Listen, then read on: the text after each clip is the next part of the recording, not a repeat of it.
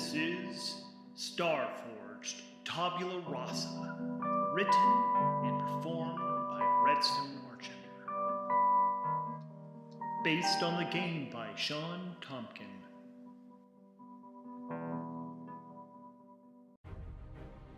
Hello, and welcome to Starforged Tabula Rasa, the continuing adventures of the bounty hunter Janya on his quest to destroy the Valinus pirate clan.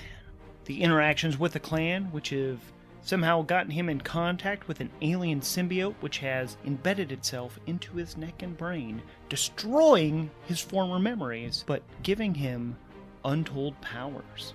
Well, some of them have been told. Along the way, he met a contact, Ulan Finn, who has enlisted him in the task of destroying the Essentia's energy beings that they have created.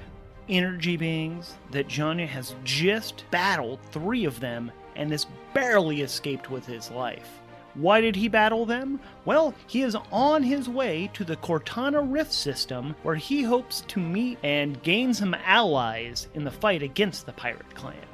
To be perfectly honest, I did not think Janya was going to make it out of that. He wasn't going to succeed in the battle, and I had some ideas of how to make the season finale end on a big cliffhanger, but he survived. But we're in bad shape now. The ship is at 1 health out of 5, so it's at 20% integrity. Janya's health is down by 2, so he's only at 3 health. His spirit is down to 1, and he's unprepared, which means he has 0 supply. The only positive is that we're up to 4 momentum. So we're in a pretty rough spot, and we're also on an expedition to the Cortana Rift system. It's a formidable task, which means every success fills up 1 of the 10 boxes. We're only at 5 of those 10, which we can try to make a progress roll at any time as long as we get a success. But 5 is a little too dangerous, and the last roll we actually had to fail. So we are going to try to progress in our expedition. So we are doing an expedition roll. He's keeping himself very vigilant, especially after all of this. And we get a 4 on the action die, of which we add 3 to our wits because we are staying vigilant. And that beats the 1 on the challenge die, but not the 9. So that's another weak hit for us, but that means we're marking progress. So that means we are up to 6 filled boxes, and there's a big part of me that wants to try to see if we make it to our destination. The issue being that if we get a weak hit, actually I'm going to read what it is on a weak hit for finish an expedition. When your expedition comes to an end, roll the challenge dice and compare to your progress. On a strong hit, you reach your destination or complete your survey, mark a reward on your discoveries track per the expedition's rank. Any allies who shared this expedition also mark the reward, but we're doing this solo. On a weak hit, as above, but you face unforeseen complication at the end of your expedition, make the legacy reward 1 rank lower and envision what you encounter. So, like I said, we're not doing great. We just got a weak hit on our undertaken exploration, so we still have to either suffer costs en route, make a -2 suffer move, or 2 -1s, or face a peril at the waypoint, envision what you encounter. As previously, I'm going to roll to see what we see at the waypoint, just to give us maybe a little hint and figure out which one might be best for us. So I'm jumping to the Space Encounters table, rolling a D100, and that is a 93. A dense nebula cloud. Well, because I am scared, I am going to deplete the largest track we have, and I'm going to say that it's a -2 to our momentum. Maybe it's a dense nebula cloud, so maybe it's not even a star yet. So as our bounty hunter enters the system, actually, okay, we're going to do a minor setback, and I think as he enters the system, because it's not like a solar body here, maybe the transition back into normal space is actually a lot rougher than he realizes or he expected, and he takes a -1 to his health, and we're going to take a -1 to our momentum. But that means we get to endure harm, so we're taking a -1 for a minor damage, dropping us down to 2. And so we are going to try to shake this off. Since our iron and our health are the same, it doesn't matter. It's both a +2 to this roll.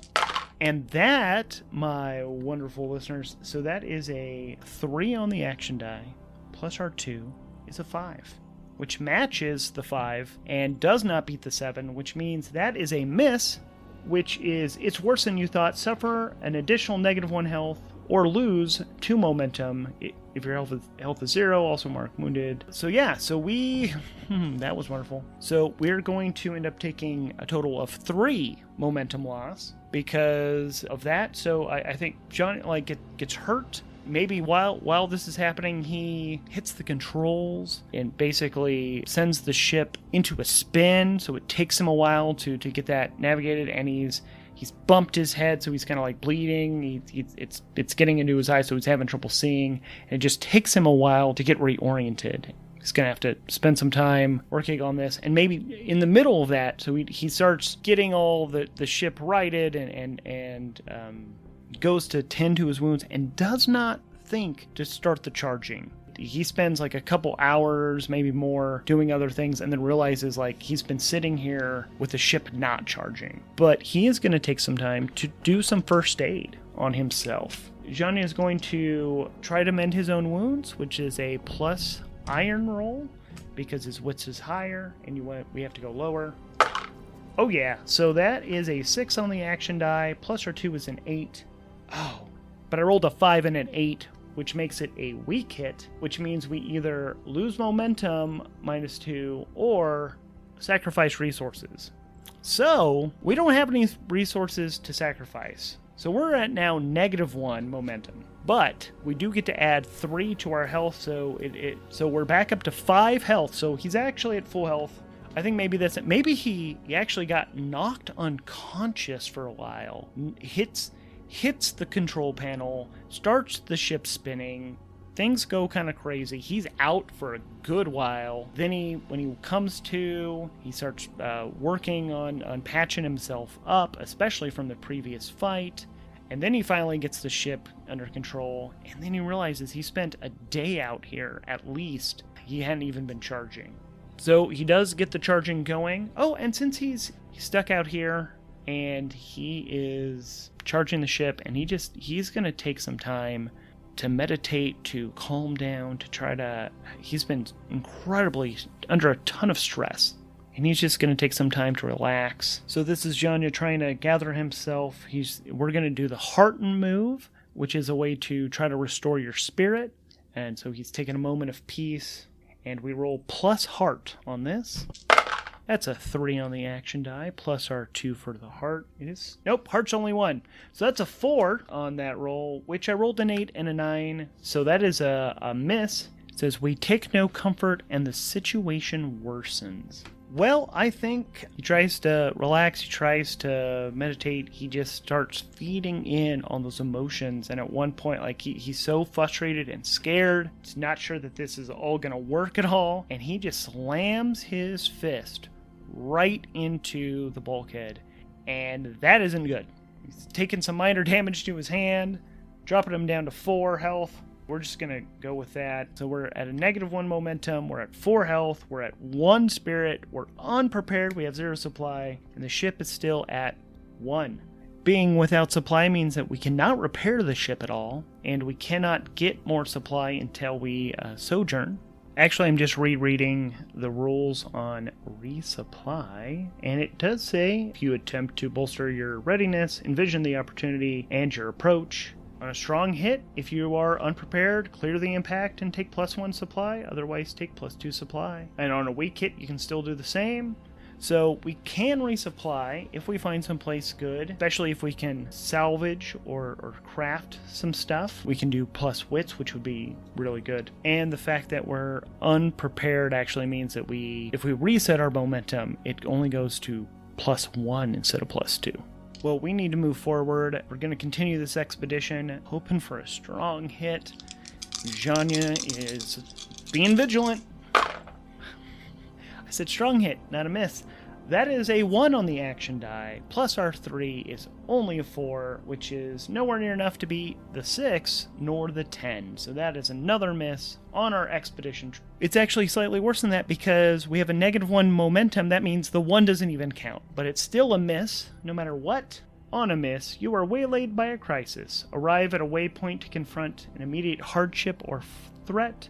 Do not mark progress. Pay the price. Well, I actually have not rolled on the pay the price oracle here. So usually I just pay the price. When you suffer the outcome of an action, choose one.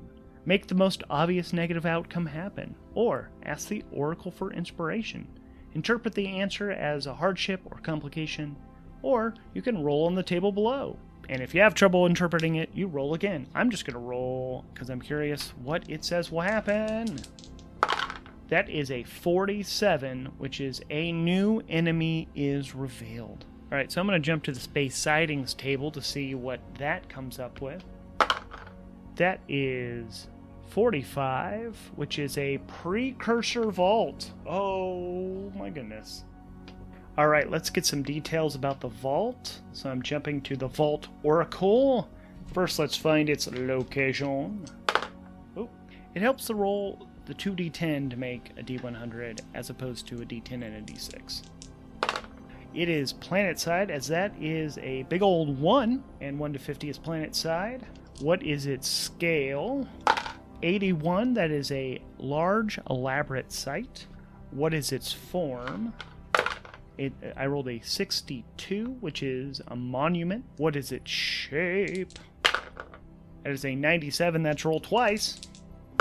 So that's 43. It's a sphere. It is spiky, so it is a spiky sphere, a large, elaborate monument. The material, when we see it, 38, so that is metallic and smooth. And our outer first looks. It is embedded. It's 31, so that's embedded within terrain. And 38, energy core or conduit. Alright, let's see what kind of planet this is actually on. That is a 6, desert world. And what is this desert world orbiting? Stellar object. 7, a smoldering red star. So, alrighty, so I think that's where we're going to pause for now. To learn what happens, keep listening. This show is brought to you ad-free by privilege. No ads, no Patreon, just a cishet white man with disposable income and time. It is performed, edited, and all that good stuff by Redstone Archender. The story is powered by the game Ironsworn, Starforged by Shawn Tomkin. Outro by Glitter Snitchel, channeling the spirits. This has been a Sofa King Cool production. This week's episode featured music by Tabletop Audio. Additional music also comes from freepd.com.